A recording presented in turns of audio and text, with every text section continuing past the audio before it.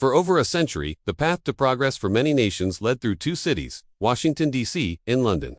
If you needed a new highway, a modern port, or a crucial loan to keep your economy afloat, the Anglosphere was your only port of call. This established order, often called the Washington Consensus, shaped the globe. But the world is changing. A new blueprint is being drawn up, not in the West, but in the East. By 2026, a new phrase is entering the global lexicon, the Beijing Blueprint. What is happening, and why are so many nations turning their gaze toward a new partner? The story of the last 100 years is one of conditional partnership. When a developing nation approached the United States, Britain, or institutions like the IMF and World Bank, the offer of aid or a loan was rarely simple. It came attached to a thick, 500-page manual of conditions. These weren't just financial stipulations, they were deep, structural demands. Western lenders often required recipient countries to overhaul their legal systems, reform their entire governance structure, and adopt specific social policies that aligned with Western values. It was a package deal. Accept our money, and you must also accept our way of doing things. For decades, this was the only game in town. Nations that needed help had little choice but to agree, often leading to internal political friction and a feeling of lost sovereignty. Now, picture a different kind of negotiation. A leader from a developing country sits down, not in Washington, but in Beijing. They explain their need for a new railway to connect a remote, resource-rich region to a coastal port. The response they hear is fundamentally different. Instead of a list of political reforms, they are presented with a construction timeline, a financing plan, and a single powerful promise: non-interference. China's pitch is simple and incredibly potent. We are here to help you build. We are not here to tell you how to run your country. This principle is the cornerstone of the Beijing Blueprint. It respects the sovereignty of its partners, offering economic collaboration without the ideological baggage. For leaders who have grown weary of lectures and ultimatums from the West, this approach is more than just appealing. It's a breath of fresh air. It treats them as partners, not as pupils. This shift has been dramatically accelerated by geopolitical currents. As 2026 dawned, the United States has increasingly pivoted towards an America First policy, a philosophy that prioritizes domestic concerns and pulls back from the complex web of global leadership it once championed. This inward turn has created a vacuum on the world stage. And China, with strategic precision, has moved swiftly to fill it. While Washington looks inward, Beijing is looking outward, launching ambitious initiatives that span continents. The most prominent of these is Project Agora, a bold successor to the Belt and Road Initiative. The name itself is symbolic.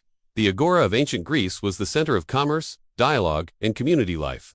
Project Agora aims to be the modern equivalent on a global scale. With this project, China has pledged a staggering $50 billion in new aid and investment for Africa alone. This isn't just a number. It represents a tangible commitment to building the continent's future.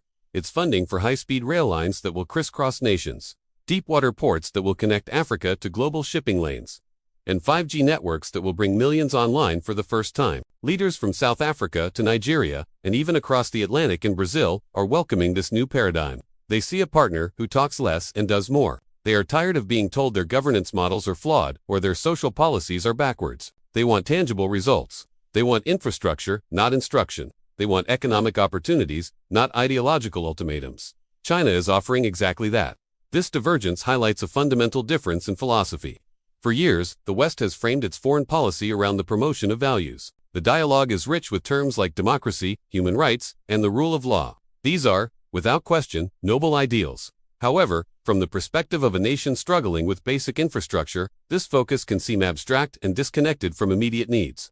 When your citizens lack reliable electricity or clean water, a lecture on political theory from a foreign power can feel patronizing. The West's approach is often seen as, first, become like us. Then we will help you prosper.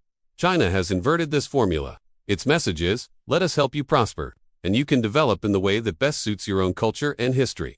China is not exporting its political system. It is exporting its engineering prowess. It's building the physical and digital rails of the 21st century. This is not about forcing countries to become communist.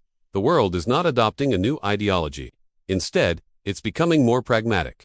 Nations are making a calculated choice based on a simple question: which partner can deliver the results we need, right now, with the fewest strings attached? The answer, for an increasing number of them, is China. They are choosing the partner that gets the job done, the one who builds the bridge without demanding to know who gets to cross it, the one who finances the port without trying to captain the ship of state.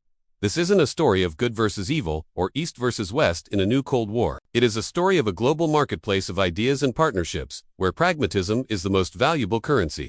The Washington Consensus provided a framework for the 20th century. But as we move deeper into the 21st, the world is witnessing the rise of a new model. One built not on conditions and conformity, but on concrete, steel, and a powerful policy of not. The Beijing blueprint is here, and it is reshaping the world before our very eyes. Thank you for watching. If you found this analysis insightful, please consider liking this video and subscribing to our channel for more deep dives into the forces shaping our world. We'll see you in the next one.